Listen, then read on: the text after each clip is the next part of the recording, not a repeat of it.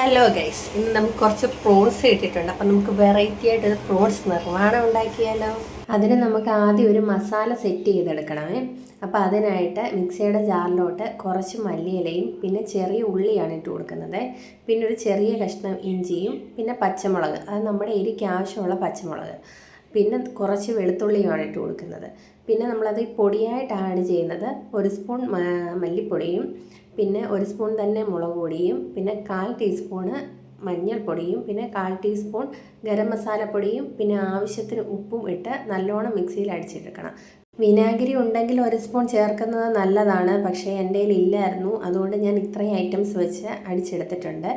ഇനി ഈ മിക്സ് നമ്മൾ കഴുകി വെച്ചിരിക്കുന്ന പ്രോൺസിലേക്ക് നല്ലോണം തേച്ച് പിടിപ്പിച്ച് ഒരു അരമണിക്കൂർ റെസ്റ്റ് ചെയ്യാൻ വെക്കണേ. ഇതിപ്പം ഞാൻ അരമണിക്കൂർ കഴിഞ്ഞ് എടുത്തിട്ടുള്ളതാണ്. ഇപ്പം മസാല നല്ലോണം പിടിച്ചിട്ടുണ്ട്. ഒരു പാൻ വെച്ച് അതിലേക്ക് വെളിച്ചെണ്ണയാണ് ഒഴിച്ചു കൊടുക്കുന്നത്. വെളിച്ചെണ്ണ നല്ലോണം ചൂടായി കഴിയുമ്പോൾ നമുക്ക് അതിലേക്ക് കുറച്ച് കറിവേപ്പില ഇട്ട് കൊടുക്കാം. കറിവേപ്പില ഇട്ടതിന് ശേഷം നമ്മൾ മസാല വരട്ടി വെച്ചിരിക്കുന്ന പ്രോൺസ് ഇട്ട് കൊടുക്കാമേ. ബാലൻസ് ഉള്ള മസാല കളയണ്ട, നമുക്ക് ആവശ്യമുണ്ട്. ഈ പ്രോൺസ് ഒരുപാടങ്ങ് ഫ്രൈ ആക്കണ്ട, തിരിച്ചും മറിച്ചും ഇട്ടൊന്ന് രണ്ട് സൈഡ് നമുക്കൊന്ന് ഷാലോ ഫ്രൈ ചെയ്തെടുത്താൽ മതിയേ. അങ്ങനെ പ്രോൺസ് ഫ്രൈ ആയി എടുത്തതിന് ശേഷം നമുക്ക് വേറൊരു ചട്ടി വെച്ചിട്ട് അതിലേക്ക് കുറച്ച് വെളിച്ചെണ്ണ ഒഴിച്ചു കൊടുക്കാം. ആ വെളിച്ചെണ്ണ ചൂടായി കഴിയുമ്പോൾ അതിലേക്ക് വീണ്ടും കുറച്ച് കറിവേപ്പില ഇട്ട് കൊടുക്കാമേ.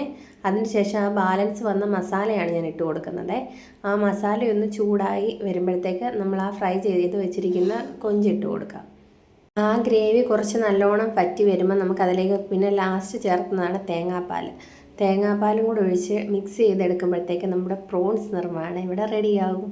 അടിപൊളി ടേസ്റ്റാണ്. ചപ്പാത്തിയുടെ കൂടെ ഒക്കെ കഴിക്കാൻ അടിപൊളി ടേസ്റ്റാണ്. നമുക്ക് ലാസ്റ്റ് കുറച്ച് വെളിച്ചെണ്ണയും കൂടെ ചേർത്ത് കൊടുക്കാം. മണ്ടയ്ക്ക് കുറച്ച് കറിവേപ്പിലയും കൂടെ വേണമെങ്കിൽ ഇട്ട് കൊടുക്കാം.